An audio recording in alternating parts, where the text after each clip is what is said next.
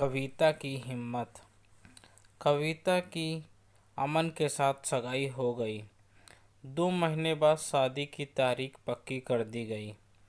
शादी की तैयारियां बड़े जोर शोर से चल रही थीं और यूँ भी क्यों न परमिंदर जी की इकलौती बेटी की शादी थी। उनकी पत्नी पूनम बड़े चाव से एक एक चीज़ जुटा रही थी। बेटी के लिए उनका बेटा अनमोल अभी 15 साल का था। शादी के लिए हॉल बुक किया गया। मेहंदी वाला, ब्यूटी पार्लर, केटरर, डेकोरेशन, हर तैयारी कविता के माता पिता बड़े चाव से कर रहे थे। कविता की पसंद का फर्नीचर बनवाया गया।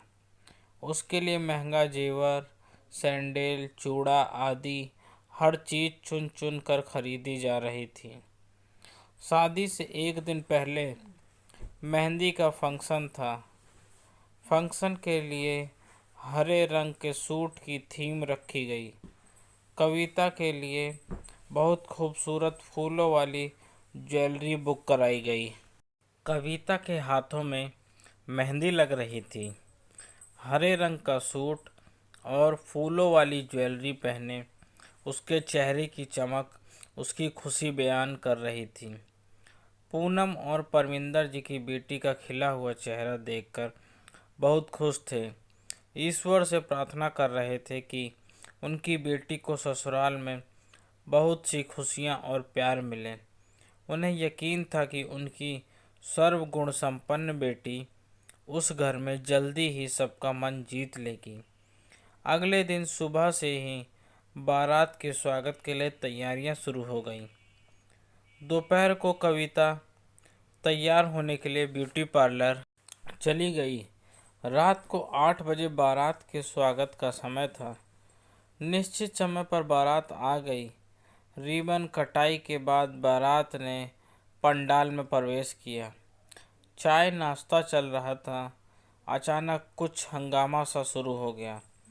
परमिंदर जी और उसका छोटा भाई रविंदर दोनों जल्दी से दूल्हे के पास पहुंचे तो देखा कि दूल्हा जोर जोर से चिल्ला कर बोल रहा था। परमिंदर जी की घबराहट के मारे आवाज़ ही नहीं निकल रही थी। रविंदर जी ने पूछा, क्या हुआ बेटा? तो दूल्हा बड़ी बदतमीजी से बोला, मेरा 20,000 रुपये का फ़ोन किसी ने चुरा लिया है। रविंदर जी बोले, बेटा कहीं गिर गया होगा, अभी ढूंढ लेंगे, टेंशन मत लो। लेकिन वह कुछ समझ ही नहीं रहा था। फिर जोर से चिल्लाते हुए कहा, सब लड़की वाले चोर हैं, सबकी तलाशी लो, पुलिस को बुलाओ। परमिंदर जी बोले, बेटा ऐसा मत कहो, अभी मिल जाएगा तुम्हारा फ़ोन। फिर उन्होंने लड़के के पिता से कहा, आप कैटरिंग वाला स्टाफ है, किस पर शक करें? जिन रिश्तेदारों को इतने प्यार से आमंत्रित किया है उन पर ऐसे इल्ज़ाम मत लगाओ। पर दूल्हा और उसके पिता कुछ समझने को तैयार नहीं थे।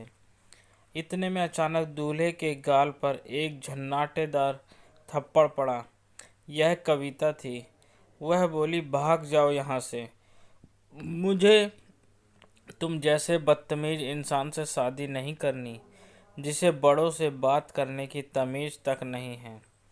फिर वो अपने पापा की ओर मुड़ी और बोली, पापा ये आदमी भरी सभा में आपकी इज्जत उछाल रहा है तो शादी के बाद मेरे साथ कैसा व्यवहार करेगा? चाचा जी, मुझे अपने परिवार की इज्जत बहुत प्यारी है, इसे धक्के मारकर निकालिए यहाँ से, मुझे शादी नहीं करनी। फिर क्या था, सबने मिलकर बारात को भगा दिया। परमिंदर जी और पूनम जी रो रहे थे। तभी उसके चाचा मुस्कुरा कर बोले, भैया भाभी, आप लोग रोना बंद कीजिए, हमें तो गर्व होना चाहिए अपनी बेटी पर। आज अगर यह हिम्मत न दिखाती तो पता नहीं शादी के बाद क्या क्या झेलना पड़ता इसे।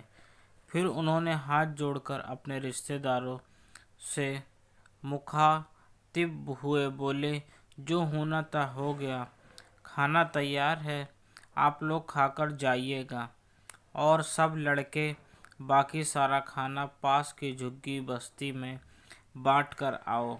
खाना बर्बाद नहीं होना चाहिए।